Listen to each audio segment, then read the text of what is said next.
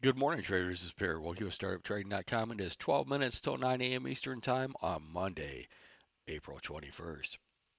So, before we get into technical analysis, let's just look at the week ahead as far as what is scheduled. Today is a Eurozone holiday, right? So, a little bit less liquidity. There will be no real Euro close at 11:30 because they're not trading today for the most part. Um, we got some, nothing really newsworthy today. Uh, and then as we look out through the week, there's really nothing, big on the radar for the whole week.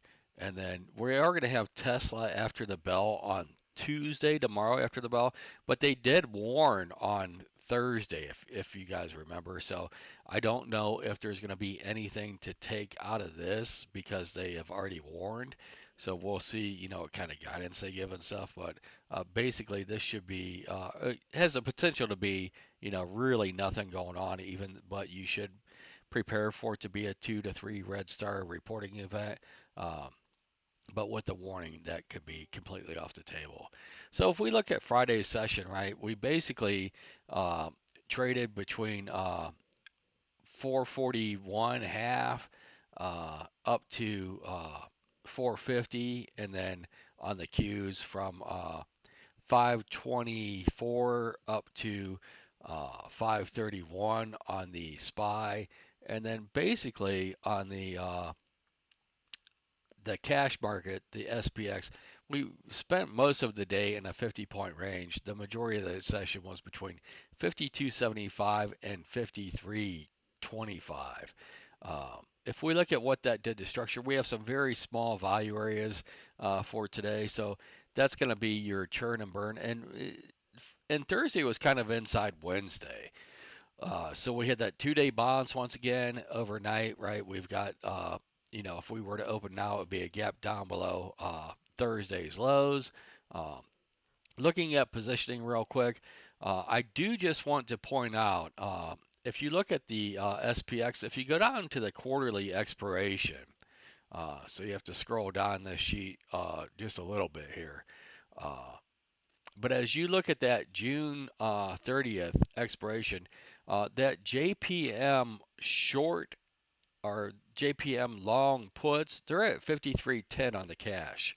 So we are, technically under that right now. This is a fairly large position. It's 41,691 contracts on the SPX at 53.10. So that's your bogey line uh, when we're near it. So it doesn't mean that you if we trade 5 points above it, you get. But the further we get away from it, there's potential for a lift. The further we get under it, to a certain extent, there's potential for just you know uh, feedback loops. So this is your feedback loop. Circuit breaker switch basically for the cash market. So you should put on your SPX chart this 5310 level and just be aware of its existence. Otherwise, if we just look at what's on deck for the week, uh, and keep in mind these positions, and that's got a lot of time left. It's got over 2 months, right? It's got 2 months and 9 days or whatever uh, till those expire. So as we look at what's on deck now, there's really it's just these bigger gamma levels, this 5100, 5200, 5250, 5300, 5350, 5400. So basically these are 50-point increments with probably a little bit smaller gamma on the quarters. And that's for the week. For today, the cash market closed on Thursday at 52.87. We're down 58 points right now, so that would put us, you know, basically right around that 52.25 if we were to open up right now. Uh, so that would be, down in here. So 5,200 is just another, 20 to 30 points below us. Uh, that is where you should expect, support resistance to be. And to be honest with you, we could just float around in a small range, right? Or it could be open expansion today. We'll just have to see. But take it, basically 50 points at a time on the ES until you see something otherwise to do. Uh, and then looking at the SPY is at 521 right now. It closed at 526.41, so we're down basically $5, $5.50. That's that 55 points you're down in the cash mark or in the ES right now. So 520 is going to be your bogey, and you can see that's got a lot of gamma for today's expiration. But if you look at this, this is only 17,000 contracts, right?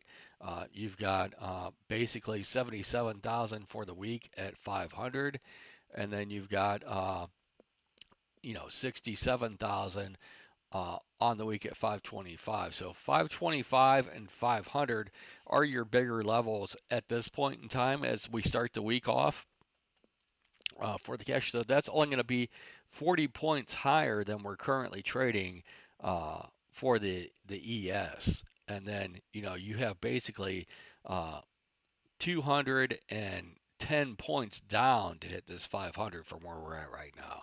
So those are your larger levels as we're looking at it coming into the open today. Looking at the Qs closed at 444 on Thursday. We're currently trading 438. Uh, so, there's not a lot here either. So 440, 435, those are your intermediate levels right now. And you can just see for the week, you've got this 435, 440, 445. That's your near term action. And each one of these is around 200, 210 points, up or down.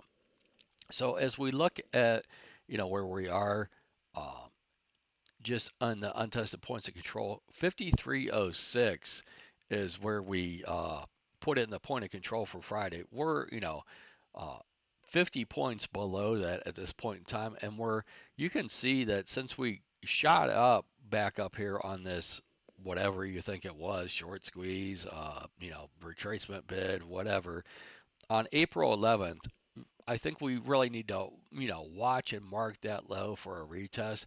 That low is going to come in at 52.51. So if we opened up right now, we'd be opened up right around this low. I'm going to zoom in here a little bit more so you can see it on the chart. But uh, you know, basically, you've got 1, 2, 3, 4, this 5 days of us here, so you could get easily a flush down to the low of the 10th, right? Right now we would be opening up around that low of the 11th and the low of the 16th.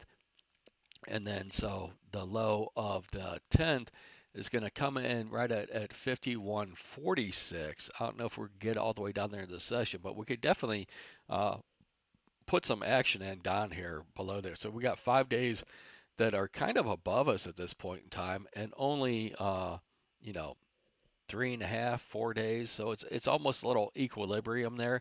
And you can, just look at the bodies of these candles and see that this 52.75 is probably, you're a little bit of a potential pivot up and down there. Looking at the one time framing, we are actually one time framing down in balance at this point in time once again. And the bottom of balance is, basically this 16,000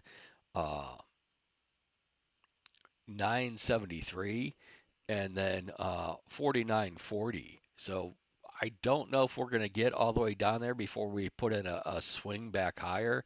And, there's always potential today could just be an engulfing candle higher. We'll just have to, you have to keep that in mind. Overnight action, basically right around 70 points. And then you can see that, we have a previous split right there at this 52.31. So if we, lose that, that's where I potentially look for a structural change and maybe, uh, some reversal to the upside. But falling under this without getting that, we could get those structures that start forming and keep us below this 52.31 later today in the session. So what I'm really watching for is, keep in mind we could get that engulfing candle up. The Russell is not below Friday's low, although it did, or Thursday's low, excuse me. We did test below it in the overnight session, but the other three indexes are substantially below and have made, a lot of time and volume below Thursday's low so far in the overnight session.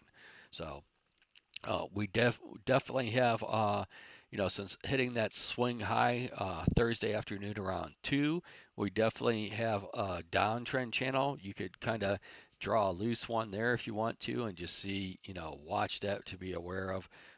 But basically I'm just watching Thursday's low, Thursday's value area low, the points of control, the settlements, the same old usual for profile. Nothing really going on. Just be aware of that 53.10 in the cash market for positioning. Like I said, it's still got basically 10 weeks left in it.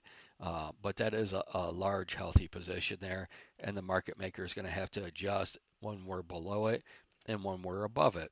So watch the VIX as we're around that level, and we should, like I said, right now, if we open up, we're opening up below it.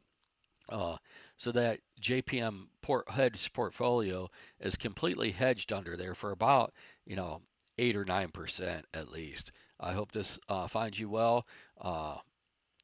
Trade, be picky on your trades today. We'll see what Jack's looking at, and I'll talk to you tomorrow.